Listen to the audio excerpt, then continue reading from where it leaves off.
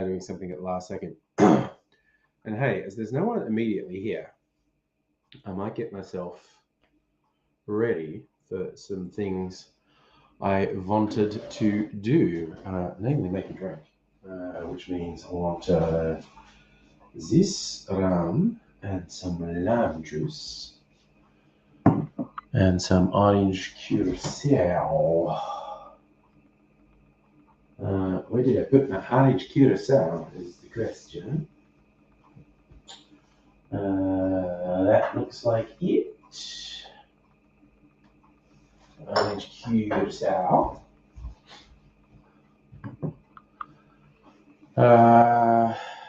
Lime juice.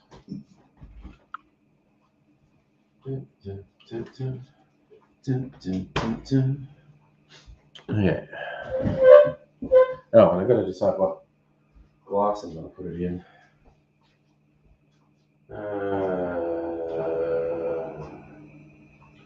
Should serve it up in a glass like this.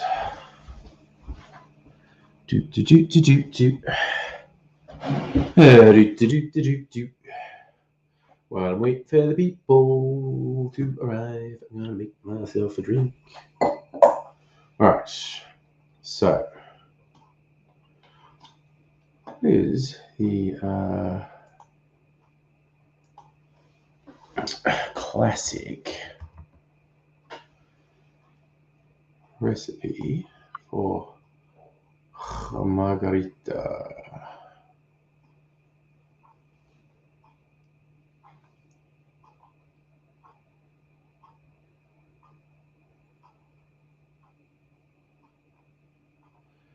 So looking. Okay, Steve the bartender's classic margarita. 45, 50. Yeah, that's a lot of lime juice. Don't think I want that much lime juice.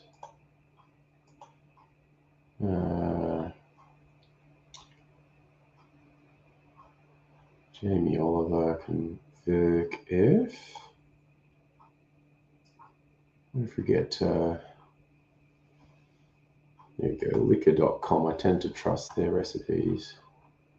What do they say? They say 2 ounces, half an ounce, 1 ounce. Ah, they do put agave in it. All right. I'm going to put agave in it.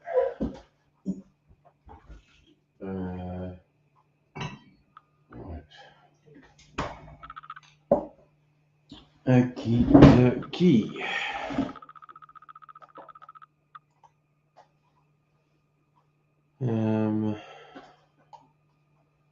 Right. It's just margarita. Okay. So I'm going to go 2 ounces of rum.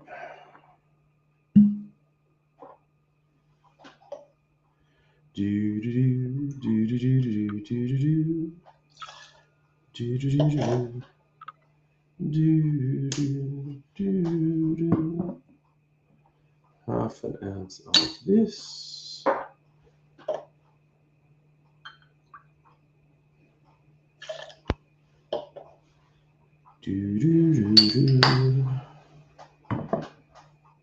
Half an ounce of this, which I think might be too much,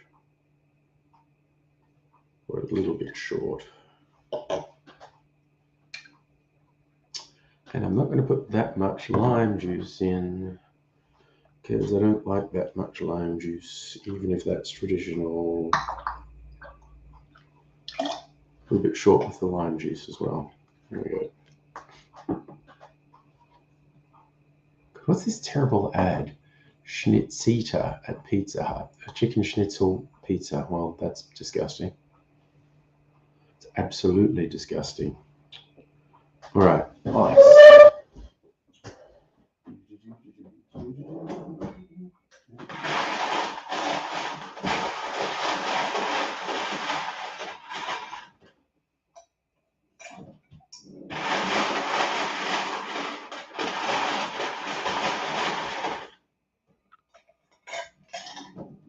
All right.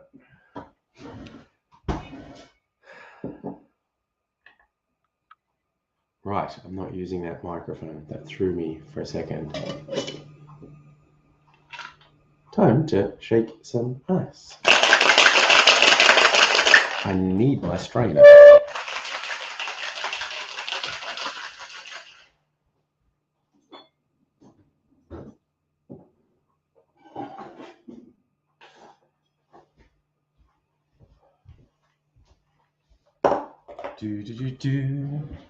Hey, Sir Lumi, it's all is you, I think. And freedom feels pretty good. Went out last night with Mrs. Angry and had a drink, which was okay, but too sweet and one-dimensional. And I reckon I can make a better version of it, which is what I'm doing now.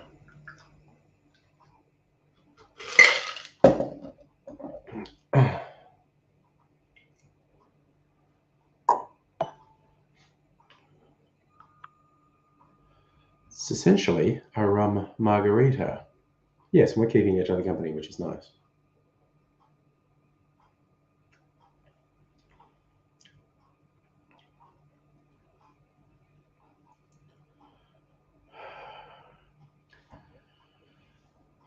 It's definitely better than the one I had last night, which was just sweet, kind of tastes like cordial.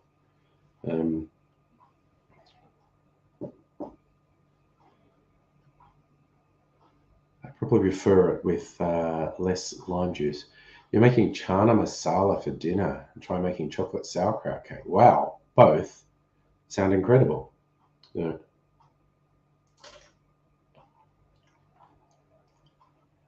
Mm.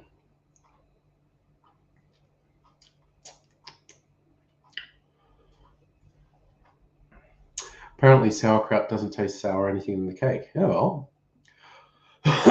Sorry. To clear my throat a bit. Slight residual congestion from the Rona. Very slight though. So very close to 100% better. So yes, the things we do when bored on a public holiday. Yes. So my only question is, will I make a second one of these? For my taste, and I actually went a little light on the lime juice. And for my taste, this has too much lime juice in it.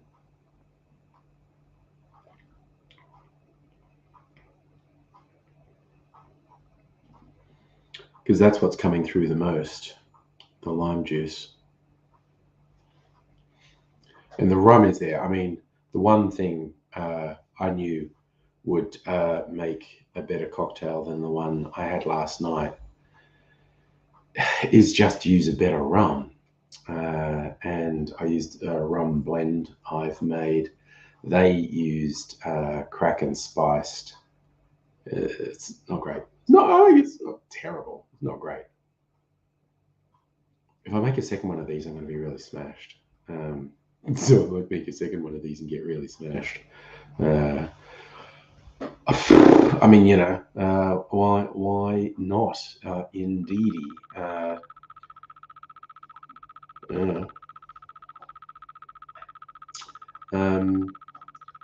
Thinking after this experiment.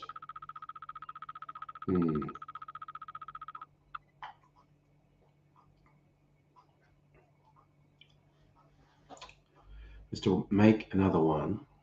Well, it's like the rum's coming through a bit smoky, which is really interesting because the rums aren't smoky. It's just the way the flavors are coming together is unusual. Making a raspberry ranch, which is raspberry liqueur, lime juice, and soda. That sounds nice. That sounds like a nice light drink. I was gonna make something to use up some of the fruit liqueur. I have like blackberry fruit liqueur, which is really nice. But it's mostly gone. I think I should finish the bottle.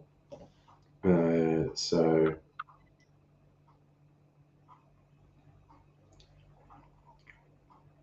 let me love a smoky rum drink. I've really taken to liking old fashions in a big way in the last year.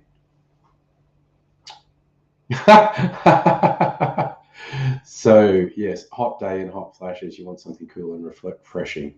Strictly Sega, hello. How you doing? Just drinking the night away. And Jonathan, visiting from Plague Island? Most of the world's idiots live. I'm not sure exactly what you mean by that, but thank you. This is one of my new shirts.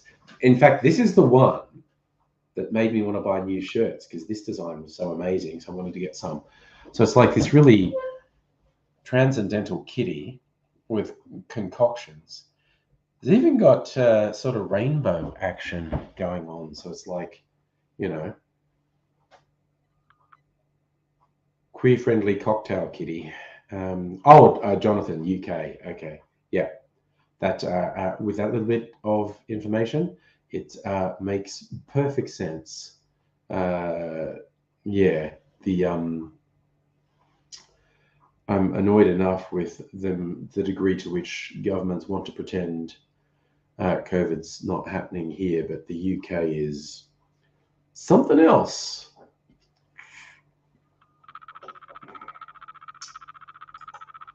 So you think you saw one black cat on the site the other night? We're showing that. Yeah. These stylized cats, they've got a fixation with them. There's dozens of designs. I think that these arrived on Sunday, which was quite a surprise. And 8 shirts arrived on Sunday.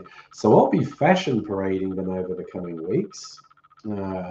8 new shirts for my cocktail collection, all cocktail themed, all quite different styles. A lot of them, like this one, is more white than a lot of the other ones I have, and a few of this new selection are more white than the previous ones have been. But there's quite a mix up in colors and design styles.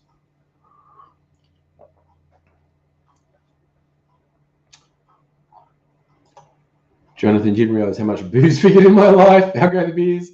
Well, dude, I stopped coloring with COVID. So 2 years ago, I basically stopped cutting my hair. It's tied back at the moment, and I stopped dyeing. So this is the real beard color. Beard's really been this color for probably 10 years. And yes, I have a whole cocktail channel on YouTube as well. Yes. Oh, yeah. No, strictly Sega. The retro style, the rockets, the drinks. I love these style shirts.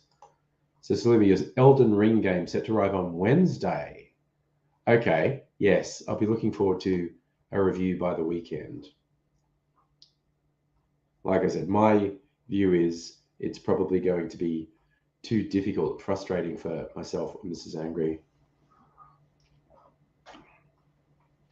But who knows? Who knows? So I think 8:14. I need to drink. I'm not drunk, but if I make another drink and drink it that fast, it's only going to be 8:30, and I'll be pissed. So I think I need to get a glass and drink some water, because I drink just to have something to do, basically. So I'll give myself water to drink. I'm just going to get a glass. And I'm going to use this glass. I haven't ever used this glass.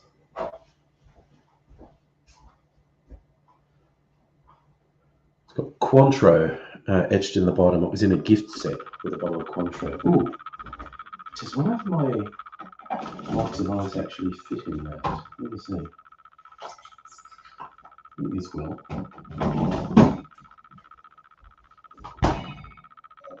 Just fits in there. Right. Get some butter.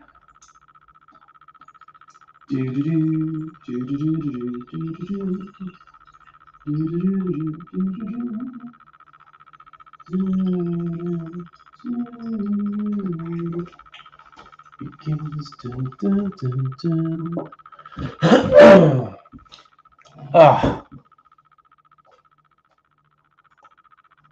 Cedric, so you've been watching your mate play. First game you've seen one of those ultra wide curved screens. Not your thing? Fair enough. Jonathan, just about to ask, what time is it? Oh, you were about to ask. Yeah, it's 8:15 p.m. on Monday night. Yeah. Okay, I'm not altogether sure what BA means. But cheers. Me being Mr. Responsible, drinking some water. All right, I am going to make that drink again because I think it was too dominated by the lime juice. So I'm going to put less lime juice and oh, sorry. See, Strictly Sega, you got me. Yes, you were on board, and I was missing it. Yes, I did just start humming Sweet Caroline, and yes, it's the ba ba ba. Yeah, Christ, I'm not with it. That's all right. And I'll make this drink again. I think I'll do it with a really punchy rum. I've got a Jamaican rum called Smith and Cross, which is like Navy strength. That blend has some Smith and Cross in it, but it has at least 3 other rums as well. Smith and rum has this really funky, typical of Jamaican rum flavor. So yes, it's all experimentation in the name of science.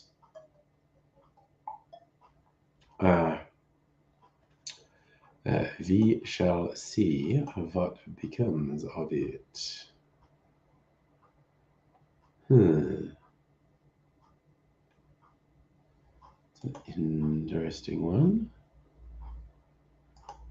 What does Difford's say for their classic margarita?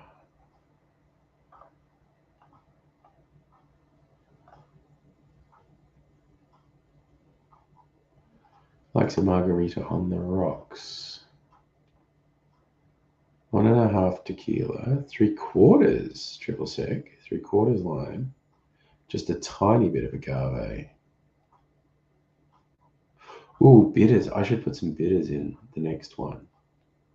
All right.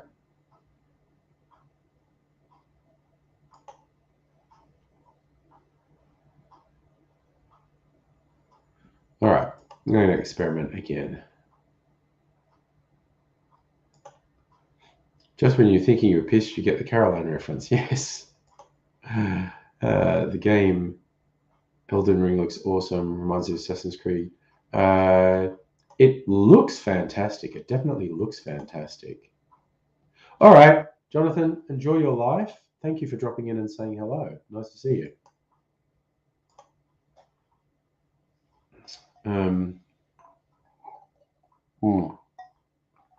I've still been messing around with Red Dead Redemption 2.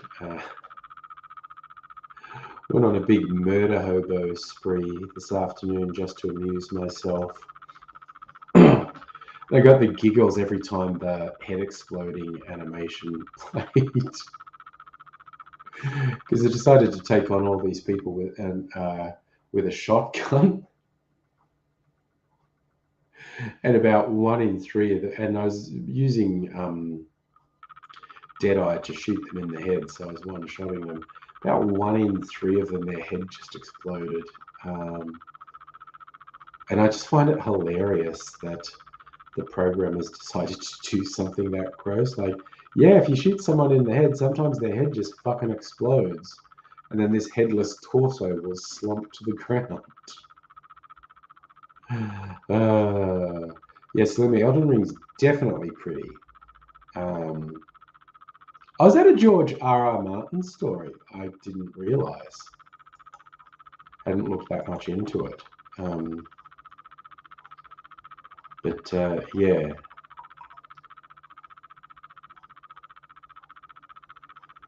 I just have this strong suspicion it's going to be so difficult it will frustrate me and Mrs. Angry a lot.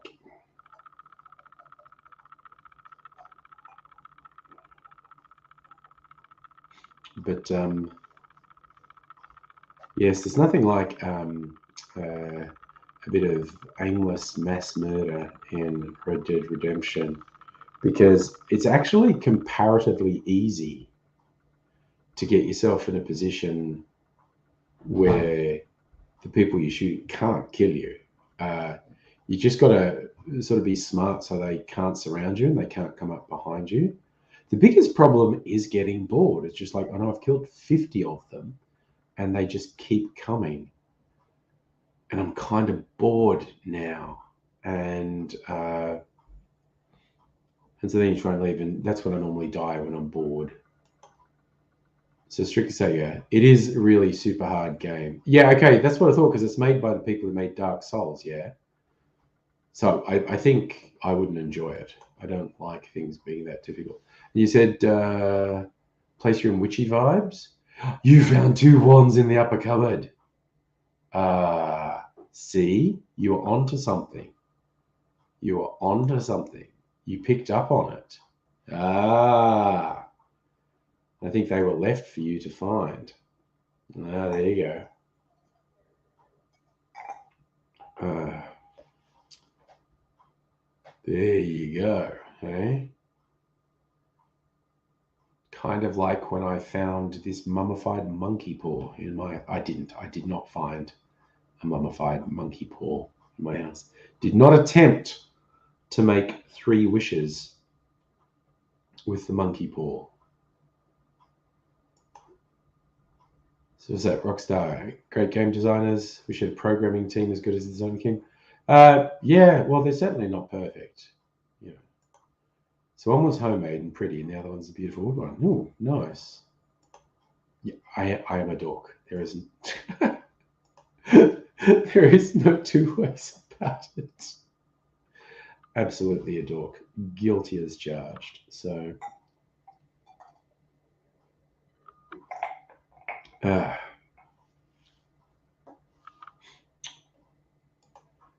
Chestburster. But look, so on the one level, anxious and depressed is a normal way to react to how fucked the world is at the moment. On another level, the fact that you are recognizing that it is at a troubling level for you, I hope you actually seek some help and support for that, because it's quite important to acknowledge when we need help or support. Much as, you know, having a concern is a pretty normal reaction to the world. If it's getting too much for you, it's time to seek out some support and help. As soon as I said mummified, yeah. Well, you know, the other one is, you know, a mummified body or something. Huh? Like I keep stumbling on in Red Dead Redemption, fucking shacks full of emaciated corpses, not really mummified, they're just rotting and drying out. Or in the one case, in the cult shack that the UFO visits, just skeletons under threadbare sheets. So the Red Dead Heaven's Gate cult. The Salumi, yes. Yeah, it's good. Seeing a psychologist is great. People who are professional at helping. It is important to get help. Like, you know, it's ridiculous that there's any stigma around getting help for mental health. There's no, help like, oh, my leg's broken, I'm going to go to a hospital, or I maybe have something less acute, I'm going to a doctor. There's no looking down on you for that, but yeah, you shouldn't worry about the appearance, that sort of thing. So you've been Dad's trying to get you intensive inpatient, intensive outpatient. Look, just first, that's part of the anxiety that it won't help, that it won't work.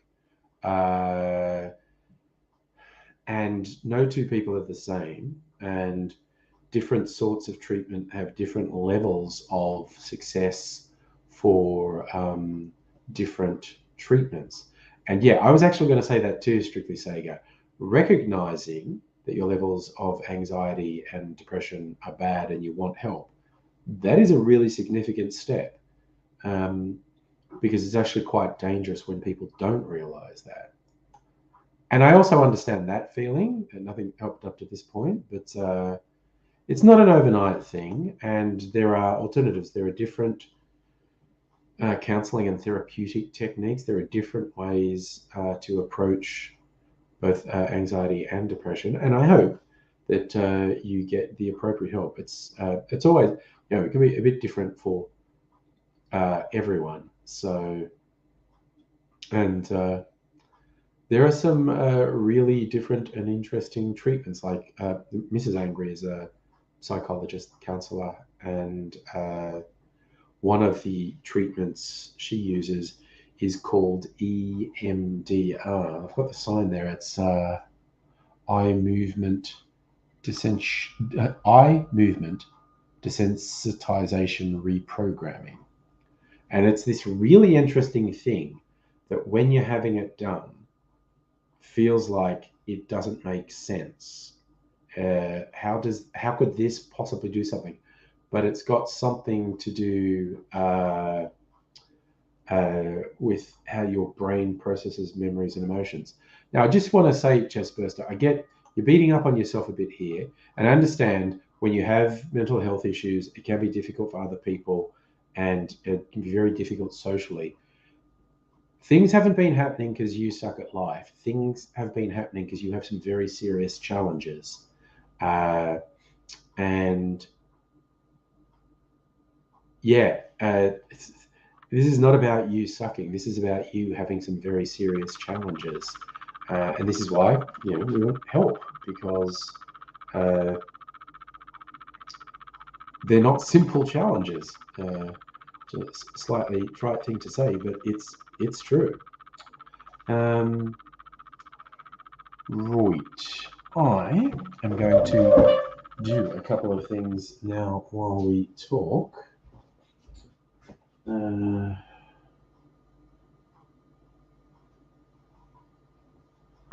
Holy shit, what's been in there? That's gross. Sorry, I gotta do it there. Yeah, well, that's shit. Okay.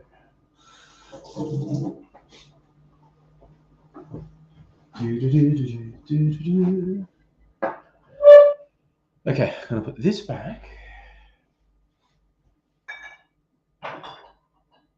Get this out. This is a new bubble.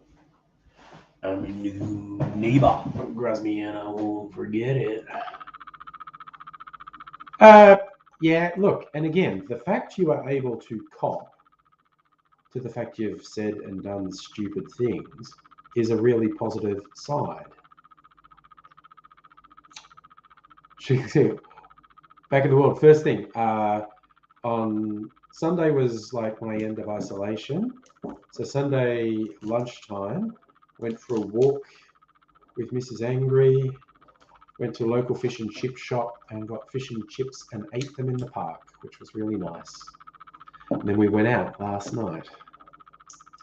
Dinner and a couple of drinkies. I very much enjoyed my release yesterday. Just Buster. Oh, yeah, look, okay.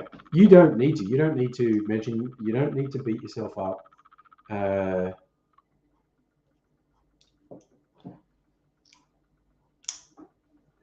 not to belittle the travails you've had, not to belittle, mistakes you've made. Both your recognition of you're going through shit that's really bad,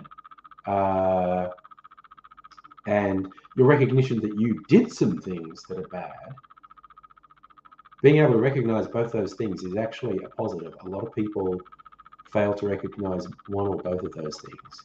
Oh yeah, touching grass. It was really good. It was out. It was warm without being too hot. It did get quite hot later in the day. We went out just before noon, where it was warm but not too hot.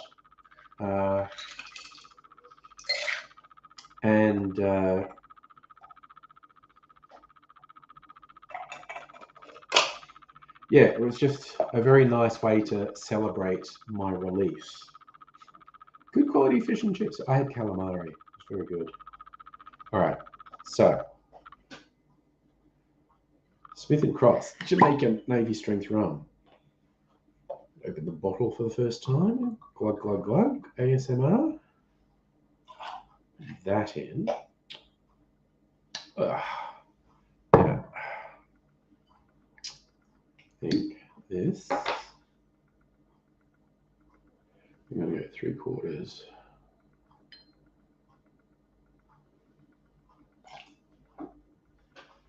Maybe. Okay. The other way. Bit of the Orgeat again.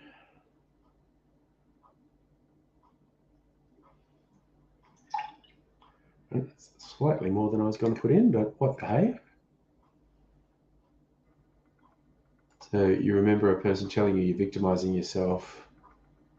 Oh, when you beat yourself up, which seems quite like, yeah, they were probably trying to be helpful.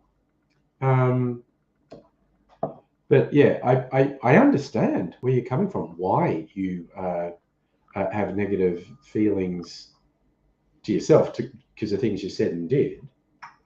And I actually think it's quite important that you recognize you actually did shitty things.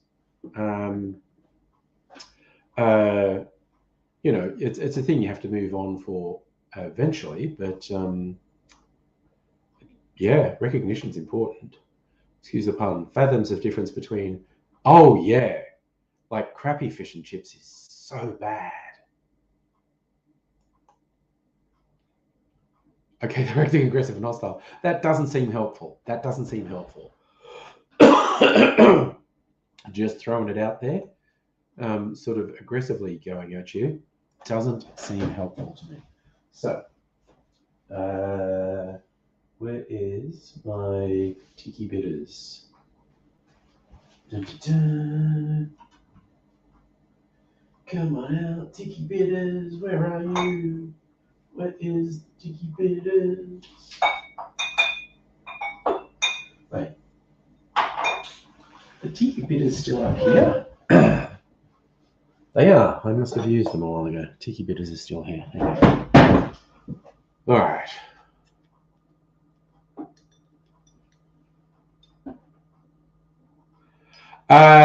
No, strictly Sega. Basically doing a rum margarita, because this is what I had when I was out last night. And it was nice, but very one-dimensional. So I'm trying to make a better one.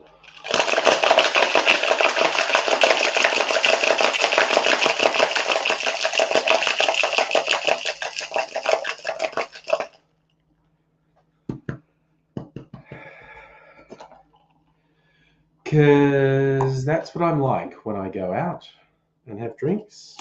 I consider whether I could make a better version of the drink. I don't say it to the bar staff. That would be rude. The chest burster. Your anger, frustration, depression, anxiety, psychological trauma, other mental health issues so bad. Compile yourself a shit list of people you feel like, okay, it might be of some value to acknowledge those things. Possibly less value to dwell on it. But yeah. So, essentially, rum margarita.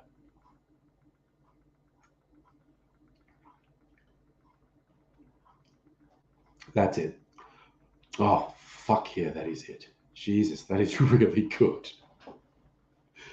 That turned into an 8 or 9 out of 10. And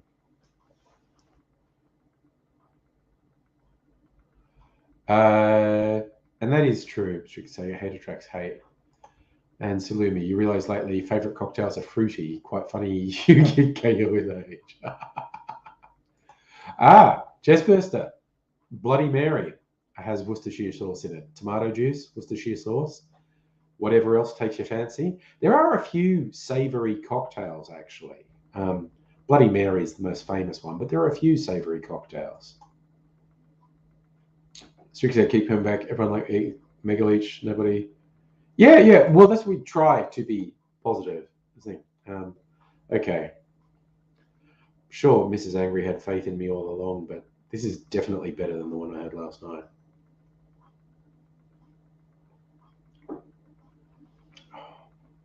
Oh, God, that's good. The rum character's still coming through. I dialed back the lime because I don't like drinks as citrusy as lots of people do. Oh, my God, that's really nice. And it's not too sweet. The drawback of the one I had last night was probably a bit too sweet. So, yes. Yes. And yourself, actually. Include yourself on that list. People like coming and be positive. So, it's like the 2-year anniversary of onnomi, discovering the Japanese term onnomi, which means drinking online with friends, and deciding to do these streams really regularly, like 4 or 5 nights a week, because the world was getting weird and fucked up, and we needed a sending. There's the bloody bottles sticking up all over the place. Let me put this back. Okay. Good job, Smith and Cross. You win. Yeah. Mind you, yeah. Okay. So I'm kind of cheating. I knew the one really big thing to make the cocktail better than the one I had when I was out was to use a better quality rum. That rum basically cost 3 times more than the rum they were using in the restaurant. So, wise words, Sumi. You can't change what's already happened. If you can apologise or make positive outreach, that's good. It's like the old Alcoholics Anonymous thing of atonement. Not that I'm particularly supportive of Alcoholics Anonymous. Fixating on past issues doesn't help. Yeah, find a way forward. Worcestershire. Yeah, Worcestershire sauce.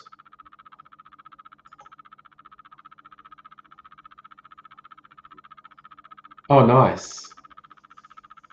Yeah, you remember studying them and talking about the obvious. Yeah, it's fun.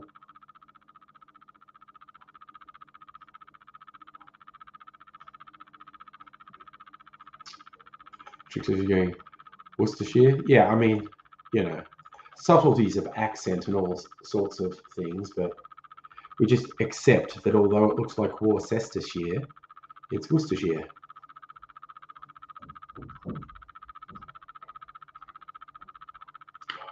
Yeah.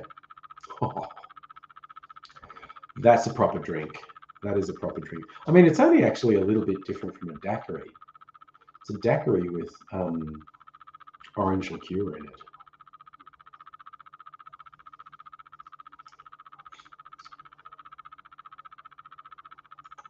Jessica, I understand how it feels like that now, and as difficult as it may be, particularly the idea that you don't have anything to look forward to. That's the. Oh, you can barely hear me. Okay. No one else mentioned that.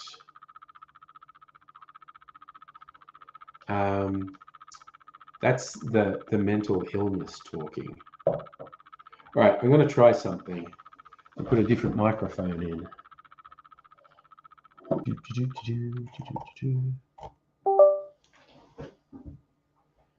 And I have to change what the microphone is. Audio. Mic.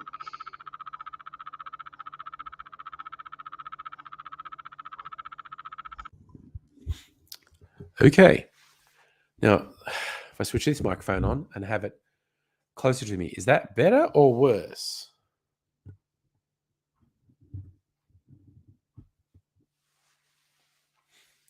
Okay, so strictly it wasn't as loud as usual. Okay, so if you remember, Dr. Abigail, you mentioned the sound in the bedroom was better, and I was using the webcam thing as in a smaller space. But also, to show off my sexy new shirt, I put the laptop further away.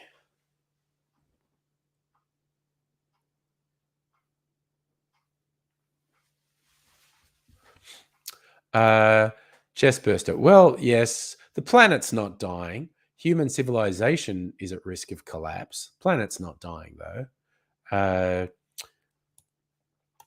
And I agree, the only answer to save any semblance of life as we know it is a complete deconstruction of the capitalist system as it exists. Nothing else will work. People are being rewarded for shitty things. And we need to fucking get rid of a system that rewards people for doing shitty things. Why would you have a system that rewards people for doing shitty things? It doesn't make sense.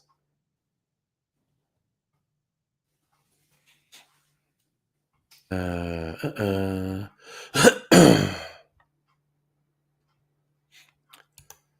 I was just thinking, because I don't even feel drunk yet.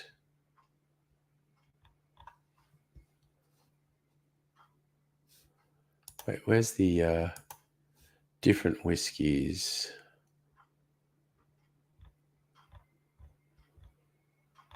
Oh, of course they're not bloody listing the Tawny that I just got. It was limited edition and it sold out.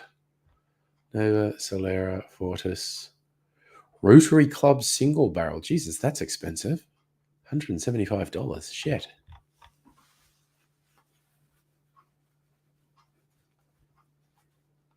I was hoping Starwood might have a signature pour for the limited edition whiskey I just got. But of course it's sold out, so it's not even mentioned on their site anymore. I love food. So Sumi, kitchen, Dr. Abigail, kitchen's echoey, doesn't have sound dampening. That's true. So I need a better mic. That is spot on, yes.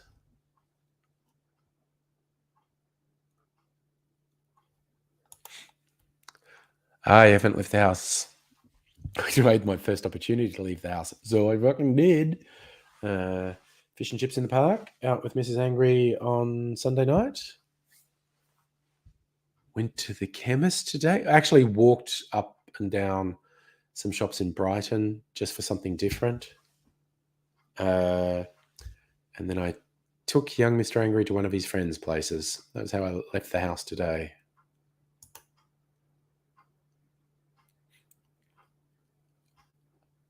Oh, nice. Yeah, find joy in food to help with an eating disorder recovery. Sauerkraut chocolate cake. Yeah. You want to harvest the rich. No, just use them as fertilizer. Oh, yes. How is the 3D printing going, Dr. Abigail? Supposed to go to sewing group, but cleaning wardrobe. Oh, there you go. You went to Coles and Spotlight on Saturday. Did you go out? Yeah, it was interesting. Mrs. Angry and I went out today to get something from a chemist, and we went to one over in Brighton, like not Brighton Beach, but Brighton, the suburb, and because don't normally go there, just walked up and down their shopping strip looking at what was there. The joy of social anxiety, go an entire week without leaving. Could use some decluttering. Yeah. Okay, I could definitely use decluttering. You were angry at the time of the last election.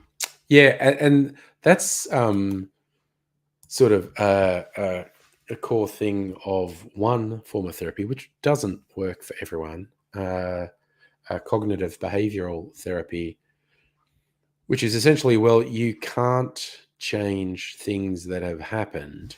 The only thing you have control over is how you react to things that happen. And that's easier said than done. Yeah. So 3D printing, dialing in some settings, make prints look really good. Nice. I remember seeing that on your socials. You bought a replacement darning mushroom and went, I bet I find the other one. Next day you posted, I found the other one. Oh, that was the big one. The auto bed leveling was giving you grief the other night. Bum fungus, I am in fact free. And I wasn't expecting to be on tonight, but what actually happened? Normally I do a Sunday night stream, but I wanted to go out with Mrs. Angry last night.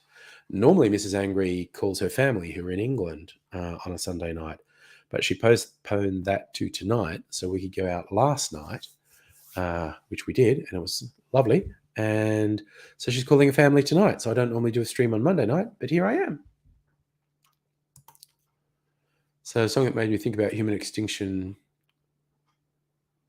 Alter by Three Teeth. Well, maybe don't listen to songs about human extinction. I don't know. All right. Yes, got to keep up your sewing group and monthly Jones Max catch-ups. Well, scheduling can be good. Yeah. I mean, we can't help but worry sometimes. But when it becomes fixation, then that's just goes beyond not productive to being actively destructive. It's easy enough to fall into, but it's not good. Real life's in troubles apt to be things that never crossed your mind. Kind of plans at 4 p.m. on an Tuesday, yeah.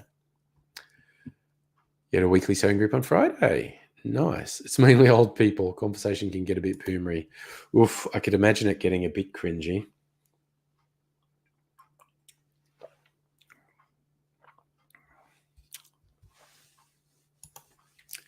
Joining the club. I just got out of a week isolation from having COVID. It's 8 days post my positive test. And here's hoping you get no worse than what I got, which never got worse than a mild cold. Slightly sore throat, bit of chest and nasal congestion, tired, but only very mild. So, hurrah.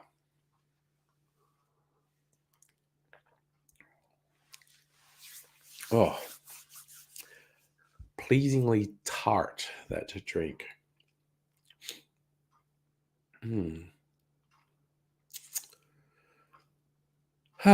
Okay. I will be boasting to Mrs. Angry later. I definitely made a better drink than the one we had out last night.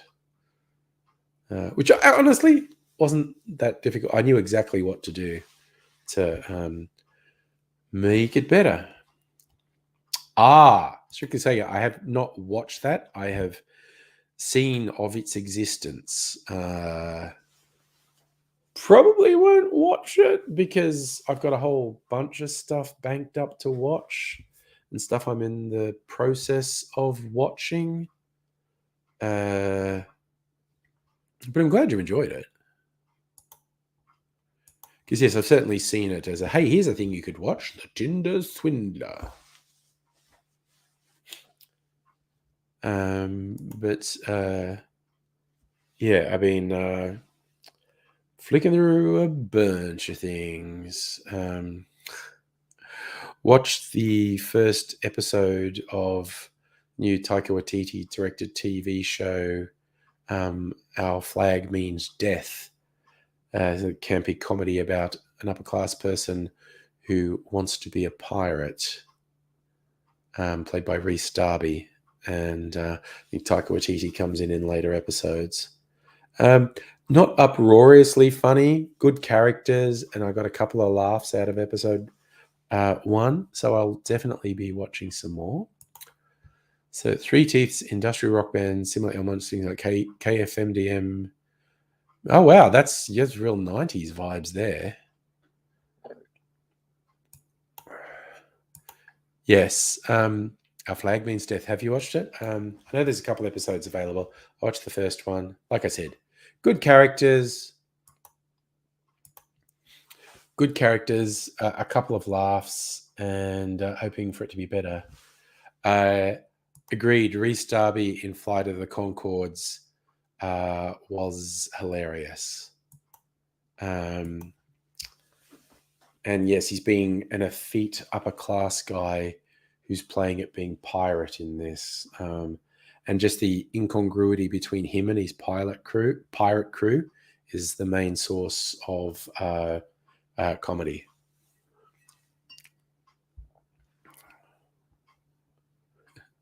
Some pirates were bad, some pirates were good. Life on a pirate ship was broadly better than life on a British Navy ship if you're an enlisted man.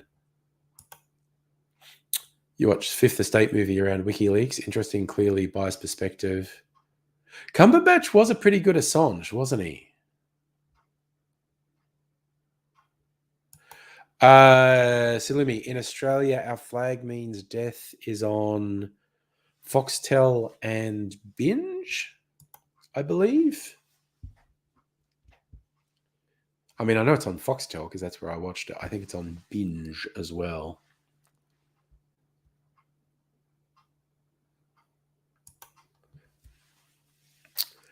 But yes, and also speaking of Taika Waititi,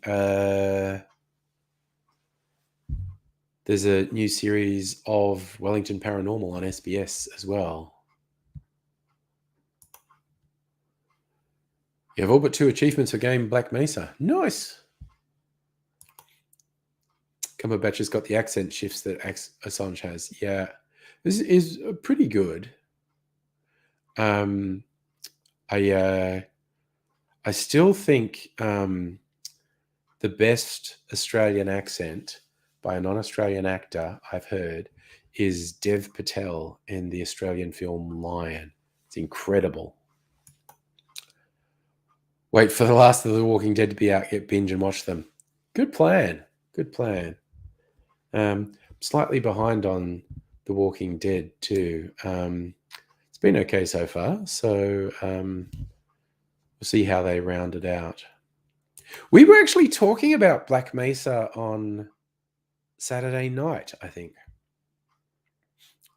Yes, Dev Patel generally is amazing, but his Australian accent in Lion was fucking incredible.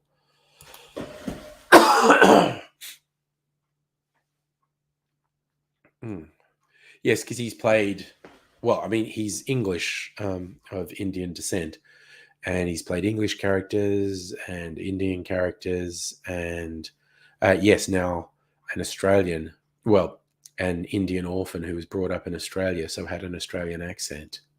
Pretty compelling. It's a fucking amazing movie. Like, just the story behind it is holy shit.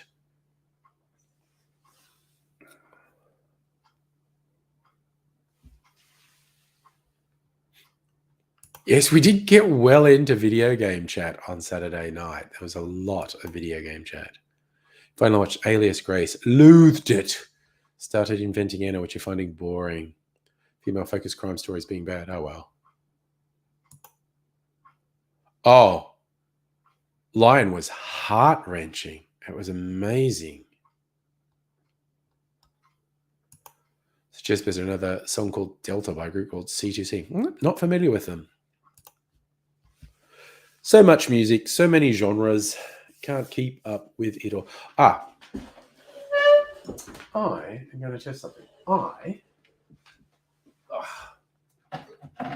made a tamarind syrup today because I was out with The Offspring.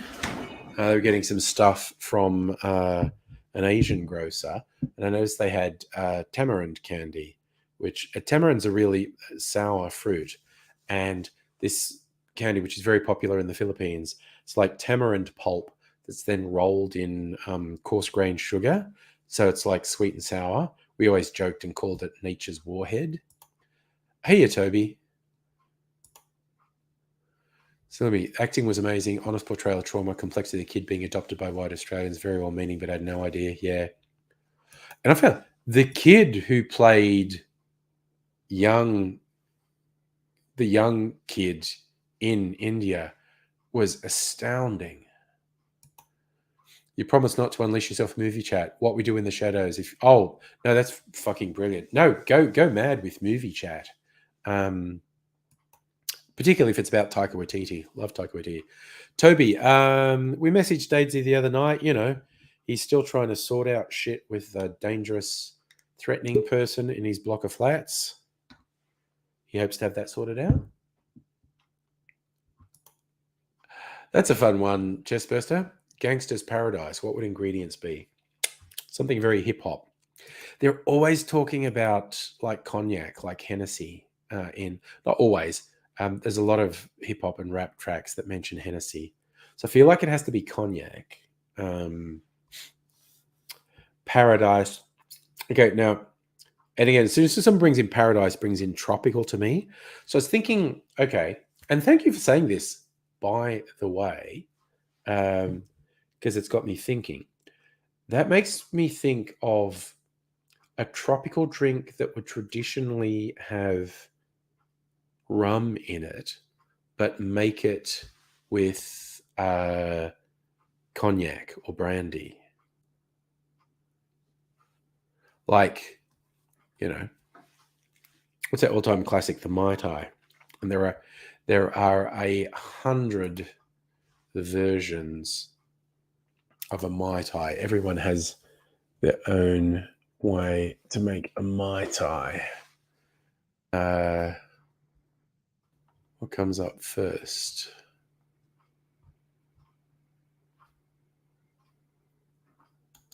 Okay, the liquor.com Mai Tai is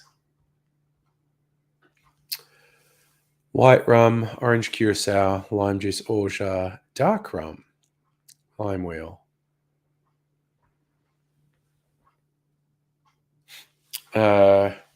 So everyone, yes, Chestburster, essentially that's true. Although brandy is distilled from fruit juice, so wine is grape. Anything distilled from fruit juice is brandy, but that's essentially true. Brandy's distilled wine, whiskey's distilled beer. Whiskey starts with a grain ferment, and then that's distilled. So that is essentially true. Oh yeah, no, the TV version of What We Do in the Shadows is amazing, which I didn't have a lot of hope for, but it was great. Oh, nice. Salumi's got chana masala and rice. Have some of that and then make a cake. Strictly Sega, Hunt for the Wilder People is worth seeing. It's cute. It's a very family-friendly movie. It's very funny, though. And very cute. This is the tamarind syrup I made today. And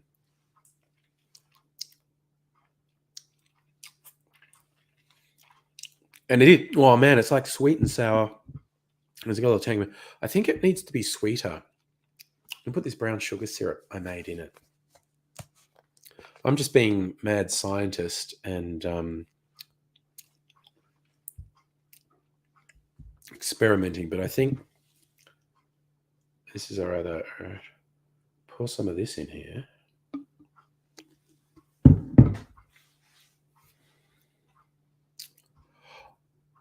Strictly Sagi, absolutely watch Hunt for the Wilder People with the kids. It's got a kid who's a protagonist.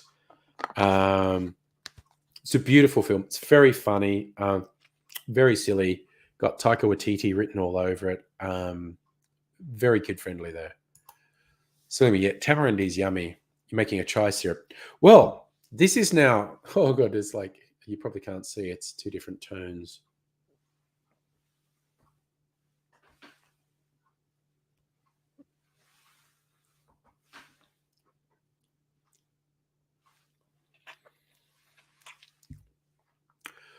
The dark sugar syrup I made has cinnamon, star anise, chai, vanilla, I'm mixing that with a tamarind syrup.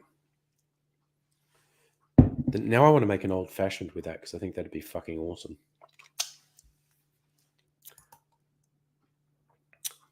Capitalism needs a new name. Vitrialism. No, I mean capitalism is fine. It's just very negative ideology.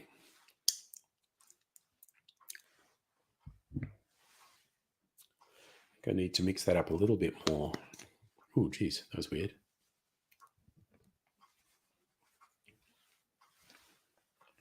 Don't think it's completely mixed. I can see separation in it.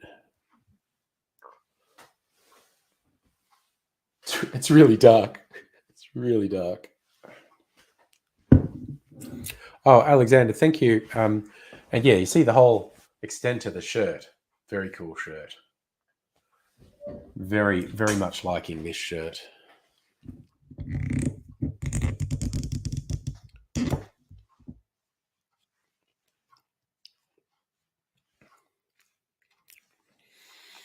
Yep, that's it. I need to wash my hands. They're really sticky.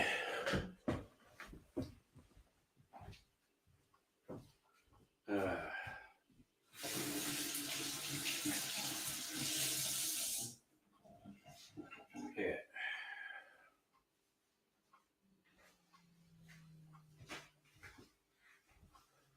Kind of tempted.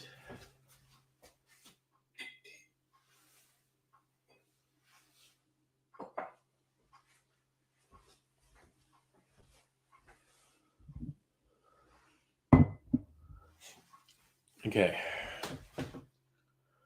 What are we doing? Getting some ice, baby. Ding. Get a big bit of ice from my big ice cube tray. Put that back in there.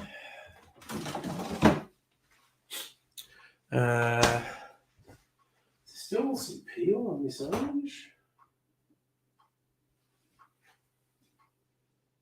Yeah, I can do that.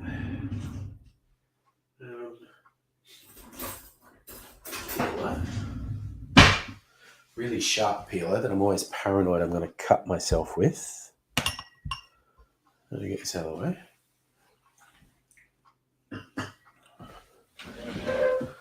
Okay, so here we go.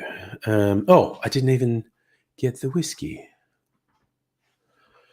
Chessperso, you sound like you've been reading the Anarchist Cookbook or something. Sulfuric acid, hydrogen peroxide, deeply corrosive substance, destroys solid organic matter. Piranha solution. Well, that's a fun, evocative name. Piranha solution. Is this single cask? Gospel single cask rye. I think we're going to do a rye old-fashioned. These cute bottles from the Melbourne distillery, the Gospel. I got one more bottle on order. Should arrive sometime in the next week. And then I should stop buying bottles of booze, really. Because I've bought so many. So, whiskey, sugar, bitters. Oh, shit, that was close. Almost tipped this shit all over myself. It's not fully integrating. Anyway. Put a tiny little, like a spoonful. That's probably enough.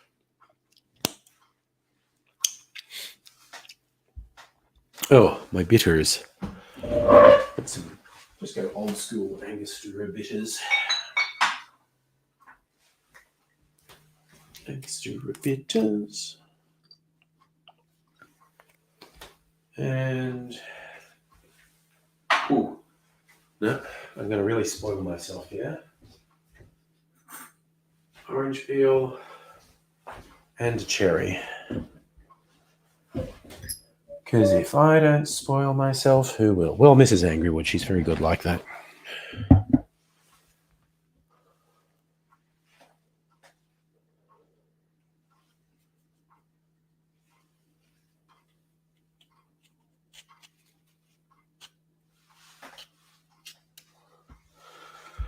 Right, that's kind of shit house.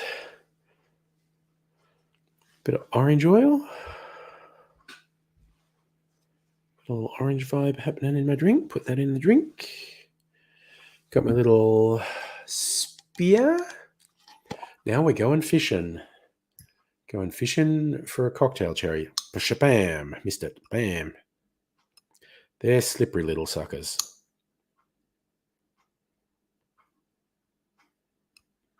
Got one. All right. And there we have it.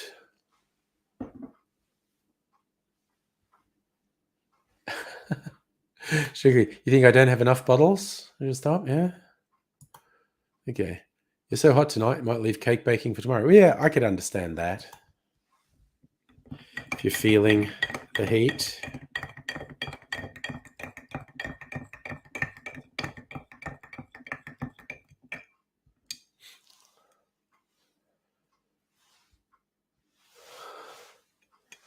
There's the oranges in there. Put my little garnishes together.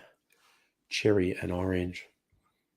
I like squeezing a bit of orange over the top so you get just little wafts of orange oil when you bring it up tonight.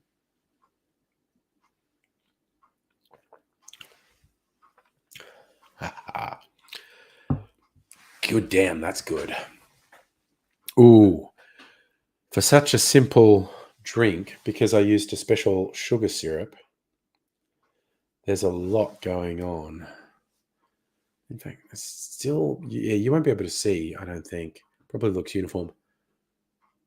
It's like it hasn't all mixed through for me, but ooh, it's got the little rye spice.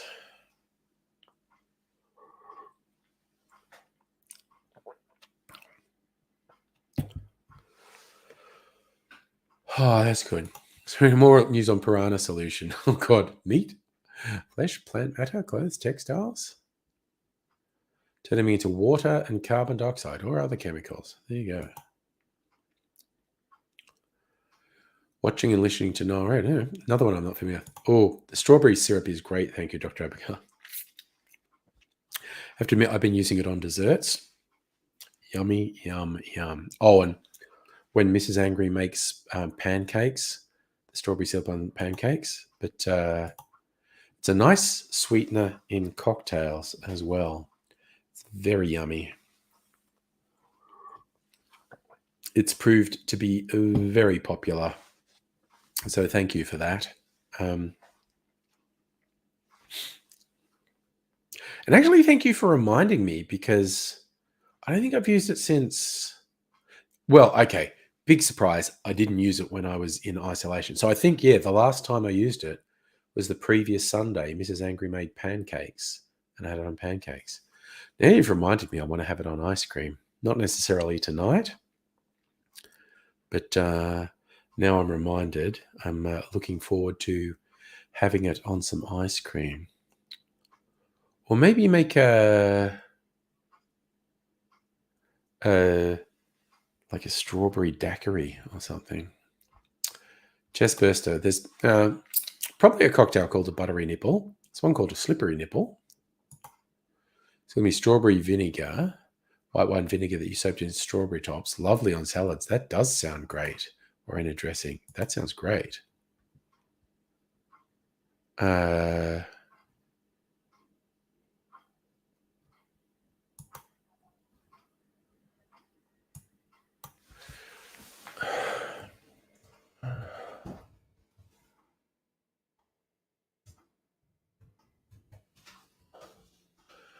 I'm actually just looking up.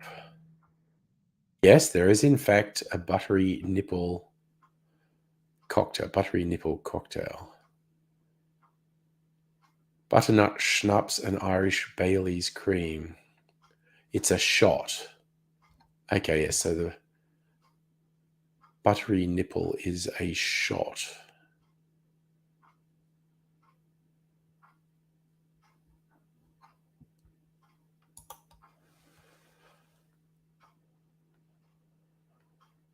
So yes, like you get butterscotch schnapps and then float Bailey's Irish cream on top. That's a buttery nipple. Made a mango syrup. Well, mangoes were cheap. That's your favorite. Oh yeah, I made a mango syrup too. It's there are obviously multiple ways to do it. I did the oleosaccharum method, namely, I peeled the mango and ate it, and then I put the peel and the seed, which still had a bunch of mango flesh on it, and put them in a bowl and covered them in sugar, and what was left of the mango absorbed the sugar and turned it into a syrup. Then I think I added a little bit of hot water to completely dissolve the sugar. But yeah, you do that works with basically any fruit. With citrus, you do it to the peel. Peel, lemon, lime, orange, whatever, and cover the peel in sugar, and the sugar will draw the oils out of the peel and make a really nice syrup called an oleosaccharum. But with other fruits, they have so much liquid, it works the same. You know, with strawberries, pineapple, mango, any apple. I've made an apple syrup that way, which was really good. Banana, with bananas, did it with the banana peel rather than the banana fruit. Again, banana syrup, frigging awesome. Sloomy, you've got quinces to pick soon. Yes, quince jelly. My personal quince jelly with blue cheese. Yum. Just a shot cocktail called a shot shell comes at 12. There is a traditional tiki drink where the original bar that made it had specialty glasses that looked like a shotgun shell. I forget what it was called. Maybe it was called a shotgun. I don't know. But they had specialty glasses that looked like a shotgun shell that the drink would be served in. Lemons are big but still green. Good haul this season. Nice. I'm just really disappointed we don't have citrus trees in this place. The previous rental place had a lemon tree which fruited quite a lot and which I was very happy for.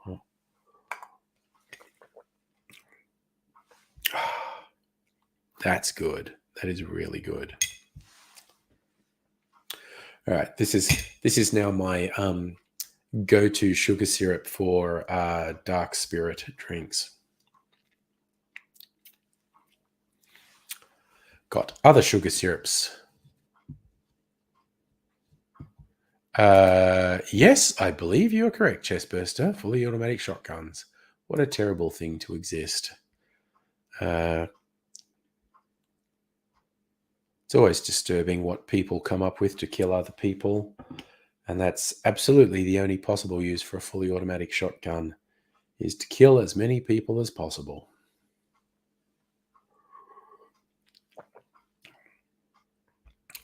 There were some assholes in Australia trying to get a semi-automatic shotgun legalized here, coming up with some ridiculous bullshit of its forward. It's obviously just an insanely dangerous weapon. And it's for killing people. That's what it's for. It's for killing a lot of people quickly. And it's fucked. So, yeah, hopefully we don't go down that road. Don't know if that's wishful thinking on my part, but maybe I need a stick. I think a chopstick. I could stick in there and mix that up. Or maybe I'll put it back in the fridge and see what it looks like tomorrow. But definitely this would probably be really good on ice cream or pancakes too, for that matter. you rewatched The League of Extraordinary Gentlemen, the ungentlemanly use of automatic weapons leads to some good lines. Yeah. Yeah, they really wanted to make a franchise out of that movie, and it just didn't happen.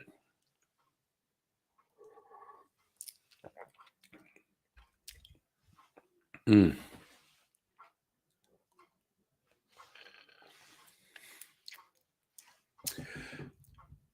Just speaking of evil demons and angels, well, kind of pretty much.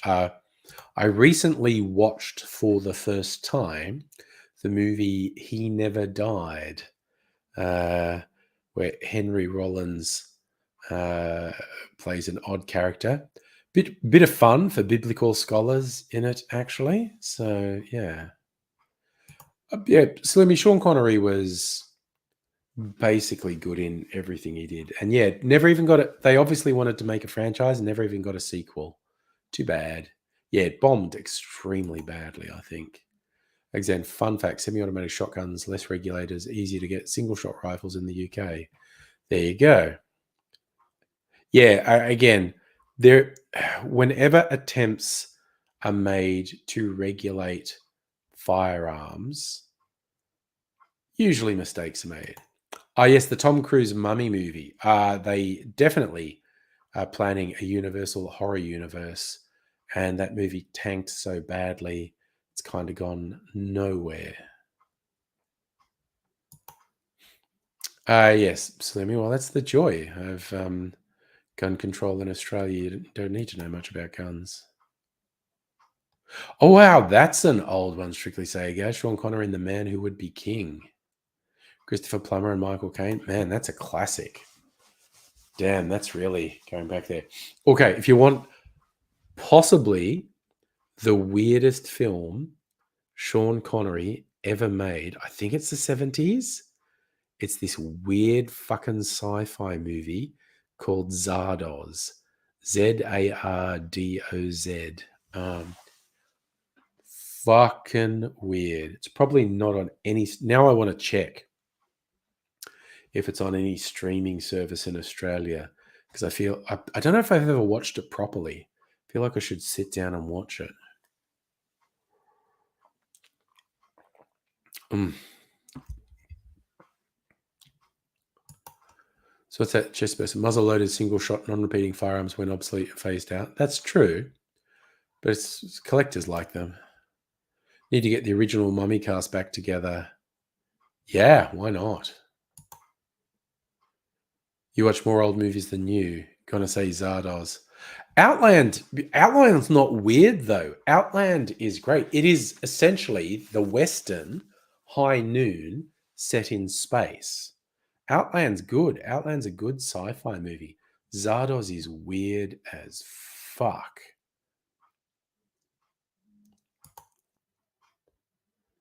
You have to pay $5 on YouTube or Prime. Is that for Zardoz? I am not paying money to watch Zardoz, put it that way. Prime particularly has fucking weird old stuff. Like, a lot of people rightly bemoan all the streaming services. 90+% of the stuff they offer is made in the last 10 years, and it gets harder and harder to find older stuff. And but Prime has some fucking weird old stuff on it. And I was going down a rabbit hole the other day, and I basically bookmarked this 70s Australian bushranger film called Mad Dog Morgan. Dennis Hopper plays a bushranger who actually existed. It's known as Mad Dog Morgan. And I thought, okay, that's fucking weird. I might want to watch that at some point. So I bookmarked.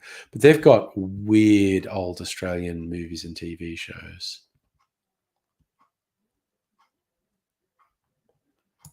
Chestburster. I'm not sure what time it is for you. My normal time to do these streams is 8 p.m. to 10 p.m. my time. I see. I don't have Stan. I'm not buying any more fucking streaming services. So yeah, I don't know what's on Stan. Oh, I didn't know Prime had repoed the Genetic Opera. Okay, I'm going to have to look that up because I have been interested in seeing this. So Cecilia, Entrapment, that's the one with oh God, what's her name? Who married Michael Douglas? I've forgotten.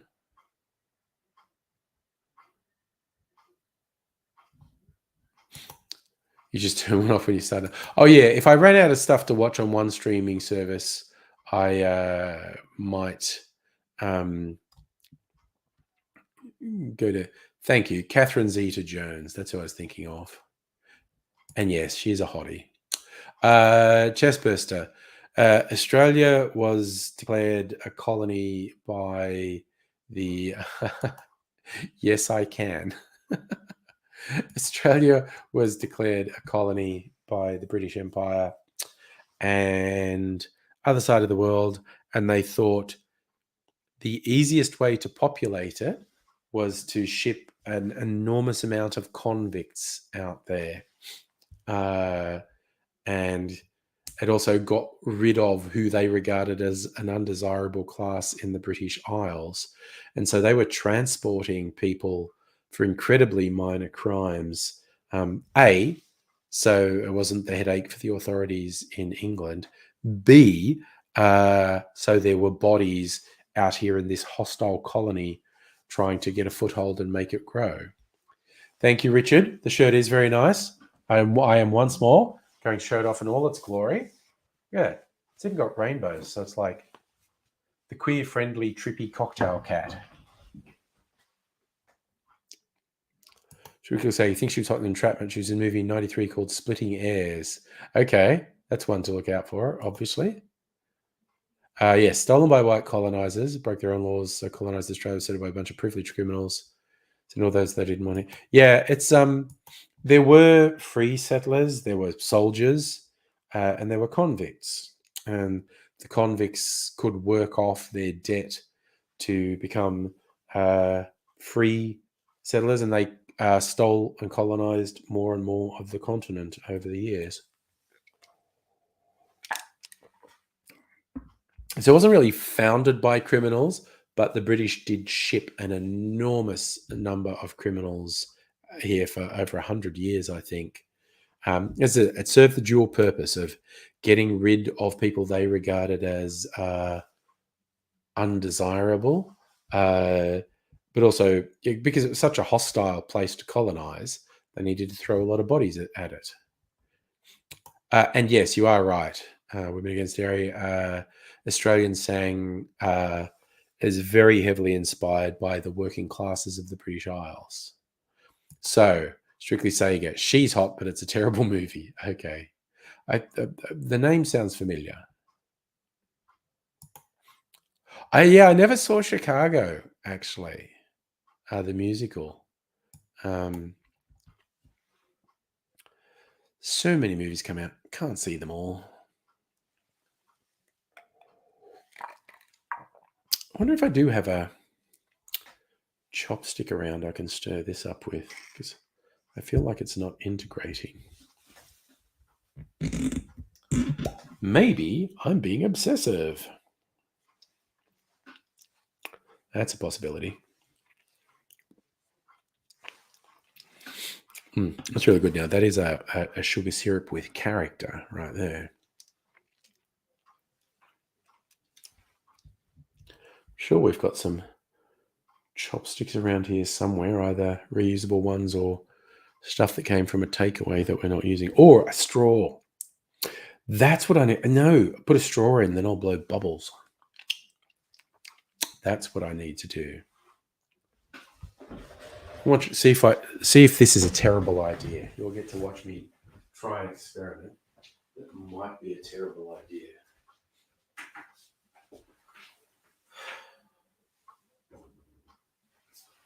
Okay.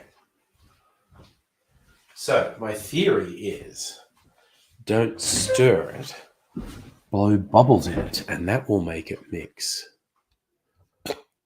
So what's this? When watching Repo the Genetic Opera, please remember, it's supposed to be very B grade, gritty. Music is good. Casting surprisingly great, considering some of the cast. Okay. I'm gonna.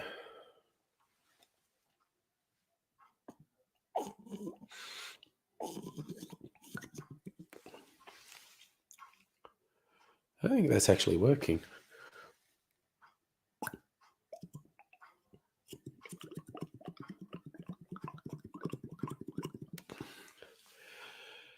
Ha! That is working. I may be a mad scientist, but I know my shit. Hey, Justin. Yeah, I am mostly better now. All right. Yeah. Okay. Weird ASMR. I'll do it right next to the microphone. Ah, shit. The inevitable happened. The thing I always thought was going to happen happened. I'm an Egypt.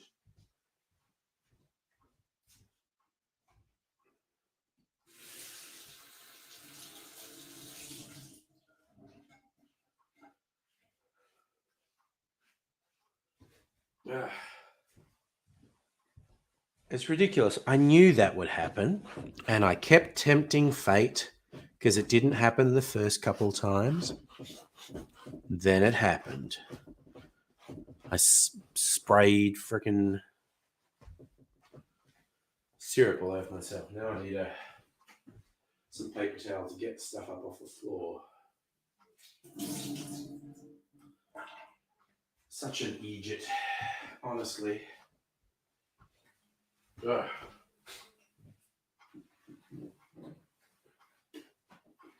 All right. Ugh. Excuse me. I'm just gonna.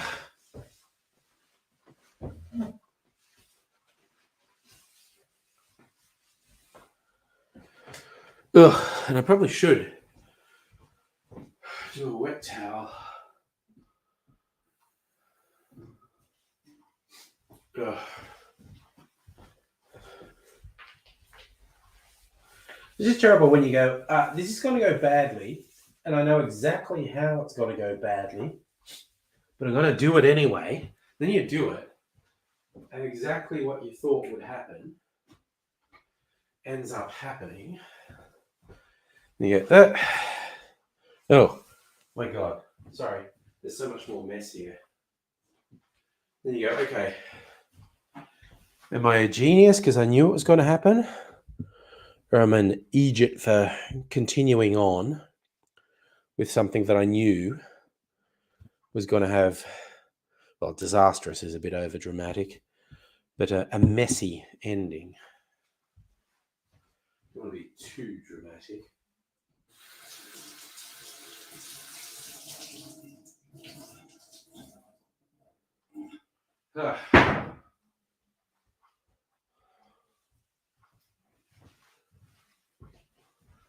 Okay. Oh, God, I feel so stupid doing that. Focus went burr. It looked like I was ripping a blong. Yeah, I don't really smoke. But yeah, there you go. Mopping the floors, then making curry, spilt tomato. Yeah. Murphy's Law. Always happens. All right.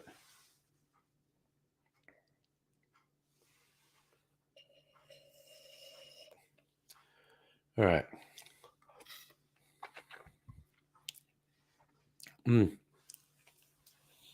I did mix it more.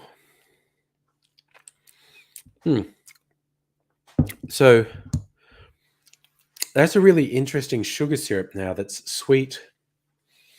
And it's got elements that are like, say, almost salty and sour. Yeah, PJ Repo Genetic Opera sounds. It always makes me think of that. Yes. Oh, the 2010 movie Repo Man. No, it makes me think of the 1990s movie Repo Man. Put a rug out, back lounge. How long before Opie voms on it? Yeah, true. So agreeing that it also sounded like bong rips, except I was blowing rather than sucking. That's what she said.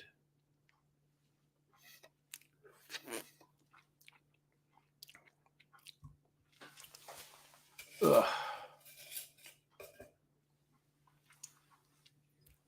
What a clune. What an absolute clune. Also, like, as I mentioned earlier, not just this new shirt, I got 8 new shirts. So we'll be fashion parading them over the coming weeks. It'll take me 2 or 3 weeks to show them all off.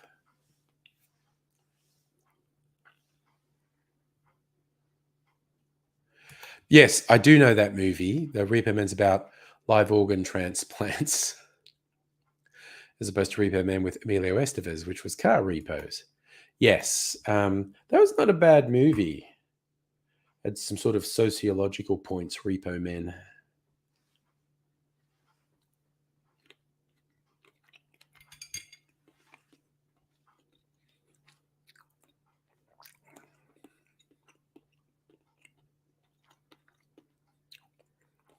Man, I love those cherries. I love those cherries. And I love leaving them to marinate in a really boozy drink and pick up some of the flavors. But they're basically very yummy.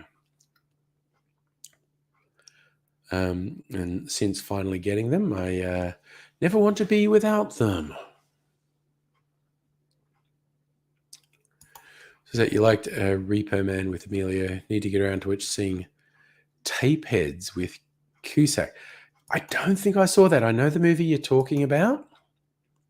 Don't think I saw it. I also like because Harry Dean Stanton was in the Emilio Estevez movie Repo Man. Big fan of Harry Dean Stanton. Always happy to watch him in something. It's kind of funny, like a while back, as you know, with the families, like watch some classic movies. Watch this really old Clint Eastwood film, World War II film called Kelly's Heroes. And I knew it had Telly Savalas and Bob Hope in it. And we're just watching away, and youngish Harry Dean Stanton was in it. And we're like, oh my God, it's Harry Dean Stanton.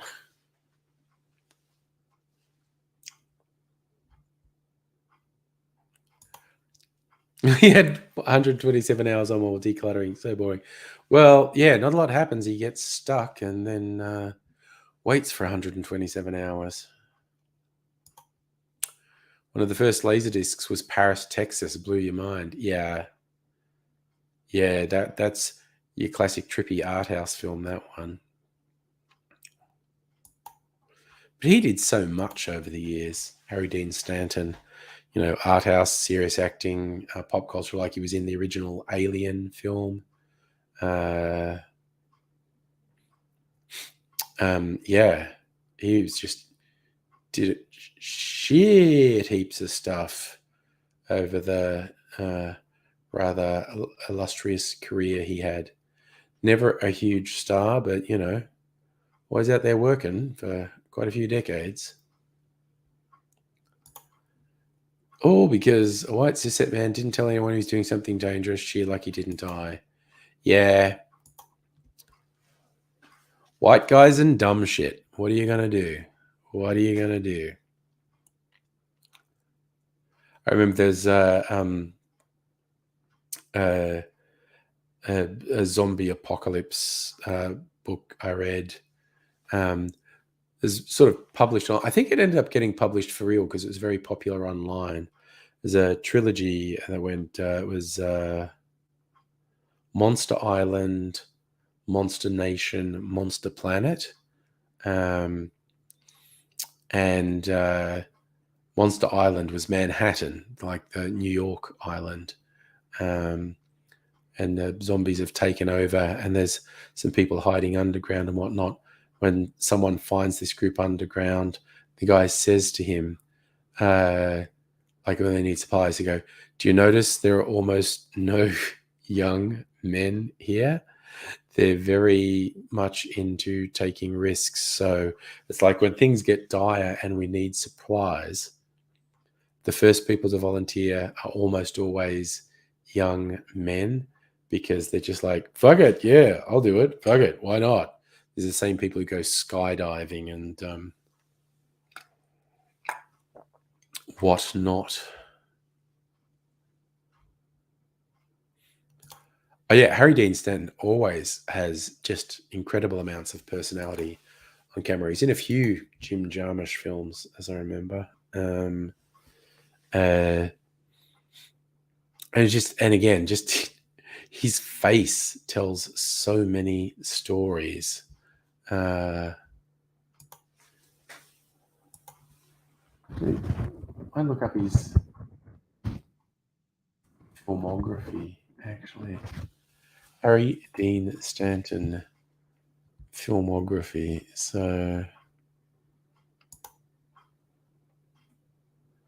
he died just 5 years ago, 2017, and he's in his 90s. My God, his first film was in 1956. Holy shit. So he's in shitty films: The Wrong Man, Tomahawk Trail, Revolt at Fort Laramie, The Proud Rebel, Voice in the Mirror, Pork Chop Hill with Gregory Peck, The Jayhawkers. So he's just working non-stop. So between 1956 and 1960, he makes 1, 2, 3, 4, 5, 6, 7, 8, 9 films in 5 years. In the 60s, Heroes Island, How the West Was Won, The Man from the Diners Club. Now, he wasn't the lead in these. Ride the Whirlwind, In the Heat of the Night. He's in some pretty big films. A Time for Killing, The Hostage. He's in Cool Hand Luke. I fucking love that movie. Day of the Evil Gun. Most of these never heard of. The Mini Skirt Mob. Rebel Rousers. Kelly's Heroes. That's the one I was talking about. It was 1970. Tulane Blacktop. Cisco Pipe. Cry for Me, Billy. Again, films of Pat Garrett and Billy the Kid. Dillinger. Where the Lilies Bloom. Zandy's Bride. So you never heard of these films. Cockfighter. Whereas just up to 1974, he makes so many films. It's in The Godfather Part 2. Rafferty and the Gold Dust Twins. Rancho Deluxe. Farewell, My Lovely. In the Shade. The Missouri Breaks. Ronaldo and Clara. Straight Time. God, he was in the Cheech and Chong film. Up in Smoke. Wise Blood. That was a weird film. Yeah, then he's in Alien. He's in The Rose with Bette Midler. There you go. Death Watch, never heard. Black Marble. He's in Private Benjamin with Goldie Hawn. Yes, he was in Escape from New York. Yes. One from the Heart. Young Doctors in Love. That was a weird comedy spoof. I remember him in that. Christine, the Stephen King film. Repo Man. 84. Paris, Texas. 84. The Bear. Red Dawn. 84. He's in 6 films that came out in 84. Euphoria. He was in so many films. He's in Pretty in Pink. He was the dad of the lead in Pretty in Pink, Molly Ringwald. Slam Dance, that was a weird film with Tom Hulce. Stars and Bars, Mr. North. He was in The Last Temptation of Christ. I remember him in that. Dream a Little Dream. Twister. The Fourth War. Wild at Heart. That was a David Lynch film. Yeah, he was in Twin Peaks Fire with Me, so he got friends with David Lynch. My God, he was in so many films. And I've never heard of 90% of them. Into the 90s. Fire Down Below with Steven Seagal. Yes, he was in Fear and Loathing in Las Vegas. My God, there's just so many of these films. He was in The Green Mile. He was in The Pledge with Jack Nicholson. God, he was in The Animal. Rob Snyder. All these films I've never heard of. Anger Management. I mean, I reckon he was friends with Jack Nicholson. He's in so many films with Jack Nicholson. I think he was friends with him. Jack was getting him. All these again. I'm glossing over dozens of films that I've never heard of. 2010, On Holiday. He was a voice in Rango. There you go. This Must Be the Place. Oh, that weird film with Sean Penn, which I never actually saw. That's right. He had a cameo in The Avengers. Yes, he was in Seven Psychopaths. Carlos Spins the Beans. Haven't heard of it. Oh, that weird Schwarzenegger film, The Last Stand. Yeah. 9 Full Moons. Never heard of it. Sick of It All. Never heard of it. It's got Steve Buscemi in it. Lucky. He seems to be the lead in that. He's got his picture on the poster. Frank and Ava. 2018. That was his last film. Okay, now I want to know who he was in that. So that's obviously about Frank Sinatra and Ava Gardner.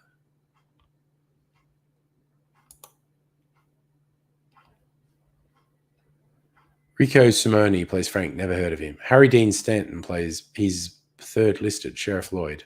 There you go. Anyway, that's my little memory lane with Harry Dean Stanton. You should go over to finish your own live stream.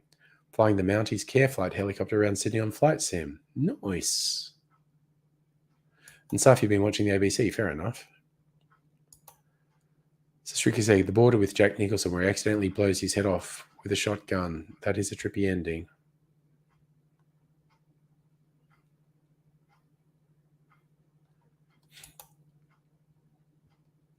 Oh yeah, I was catching up on last week today, because I hadn't seen the last 2 weeks worth. And so, yeah, then there will have been one released today, which I haven't seen yet. So, Safi, you've been watching Australian Story in Four Corners. Well, that's quality viewing. That's stuff that's well worth watching. It was good. I managed to have a couple of drinks tonight and enjoy them without getting shit-faced. Safa, I don't think it rained at all today, but there was a rain last night. And again, Mrs. Angry and I went out last night, and because we wanted to have a couple of drinkies, we didn't drive this place. So to get to the place where we were having dinner, it was basically 10-minute walk to the tram stop, then 10 minutes on a tram, then 10-minute walk from the tram stop to where we were having dinner. And we just blithely did that. And we went there, we had dinner and a few drinks. It was really good. Came home. Half an hour after we got home, it just fucking belted down rain, this storm hit. It was like, we missed that by pure blind luck. That was not planning on our part. We just went, we're going to walk for 10 minutes. We could easily have been caught in it. We didn't plan it at all. Oh, yeah, the one about sex work.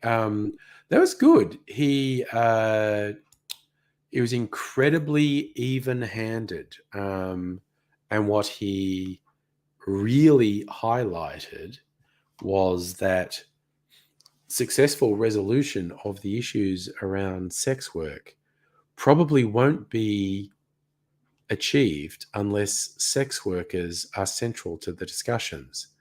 And what you get with a lot of the abolitionists, many of whom are incredibly well-meaning, and they're worried about the idea of trafficking and whatnot, they refuse to believe that anyone engaged in sex work could have agency. They say it's exploitative by definition and it can never not be exploitative. So therefore, they don't include sex workers in any discussion because they don't believe sex workers are in a position to advocate for themselves, which is a huge, huge mistake. And Safa, yeah, I think it's well on its way to being decriminalized in Victoria. I think that's going to pass. Yeah. And yes, most sex workers argue for decriminalization. It should just be a job. There shouldn't be regulation that doesn't apply to other jobs applied to it. There should be no criminal element, because when it's legalized, there's a whole structure around it, which again, it's not the worst outcome, but it's definitely not the best outcome. So yeah, and I did note that one of the activists, who's at the Hollywood actor, Ashley Judd, who's got herself tied up with one of the abolitionist groups that rescues sex workers, and quite a lot of sex workers have stories about how bad these rescues are.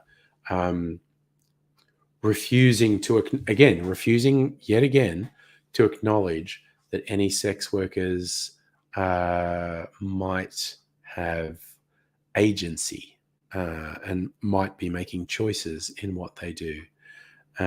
So the and again, the tweet I saw from Ashley Judd was interesting and somewhat typical of the abolitionists, because she goes, "Oh, Jon Stewart compared sex work to making sandwiches at Subway." No, he didn't. A sex worker said that. A sex worker who had also worked in Subway. He said, like, I've done sex work. I've been a lawyer. I've made sandwiches at Subway. They're all work. They all have swings and roundabouts. They all have ups and downs. And it was somewhat typical of an abolitionist to completely deny sex workers agency. Is the thing, because humans aren't perfect. You will never have a way of dealing with sex work that's perfect, because it involves humans, and humans are not perfect. But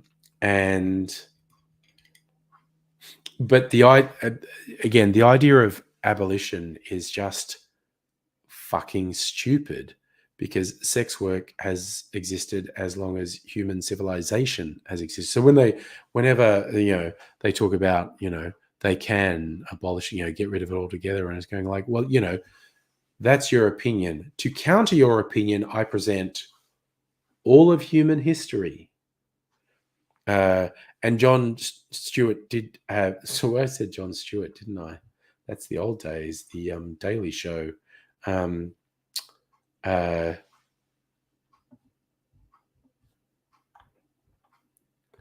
My brain just absolutely stopped working. And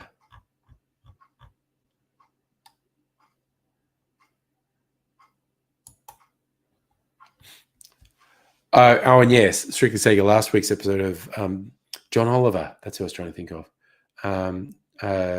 Thank you, Strictly Sega. The episode on justice and showing the American justice system is fundamentally fucked. Like, at its core is fucking broken. It's really bad. Safa, I'm very close to 100%. Probably not 100%, but very close. Probably just a teeny bit of congestion still. But doing good. I'm doing good. I know I haven't had too much alcohol tonight. I've had just enough. Thank you very much. Had a couple of drinks, which I quite enjoyed. Didn't get shit-faced, and good. Yes, Strictly Sega, I'm close enough to 100% to be drinking.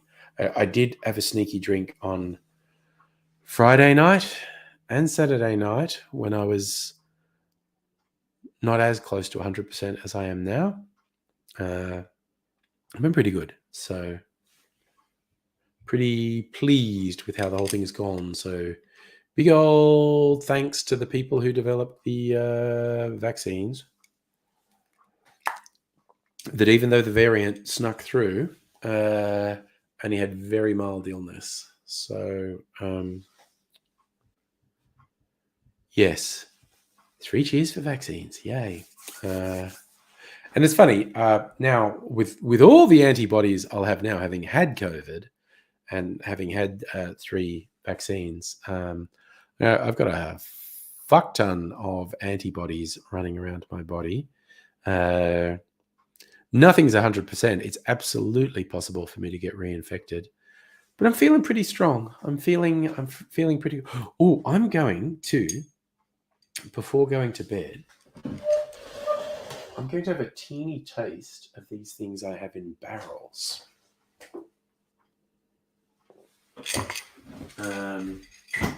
So, first my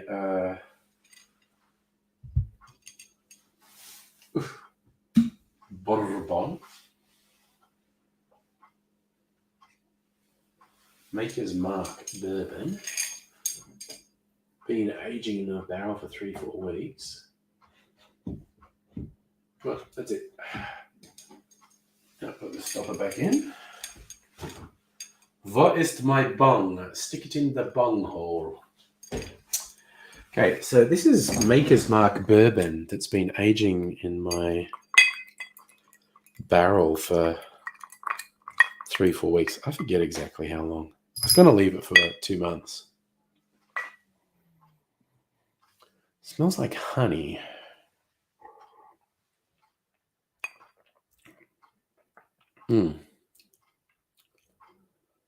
That's pretty nice.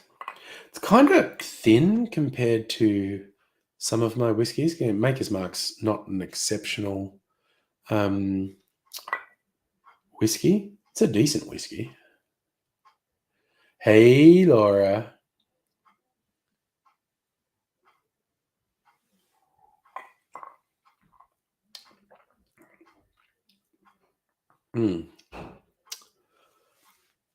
Ooh, that's quite nice. I feel like that's nicer than Maker's Mark out of the bottle.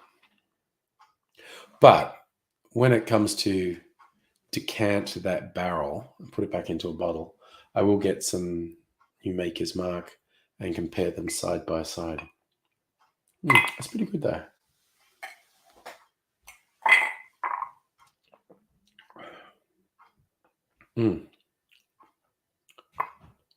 Okay. Nice. This is the last thing I'm doing before going to... Oh no, has Laura been having a tough couple of days? That's not good.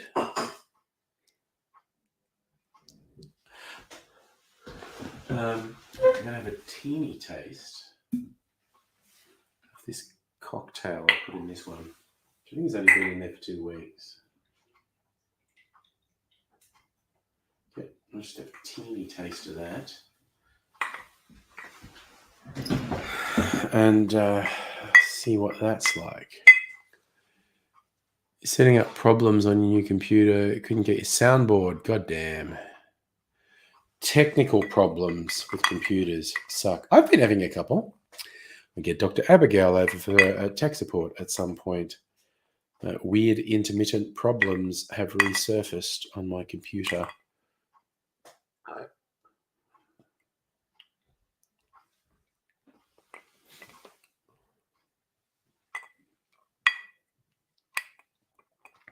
This morning you knocked over a big jug of juice on the floor. Well, that's the sort of thing I do, Laura. Definitely. All right. So that's probably chilled my cocktail.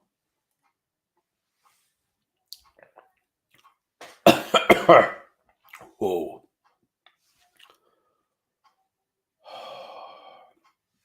These cocktails are whiskey and rum mix with a little bit of absinthe.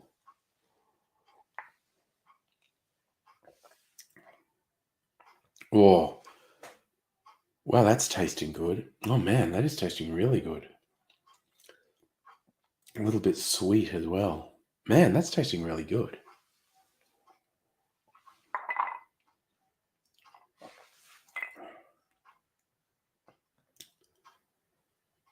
Well, I was going to age that for another 2 weeks.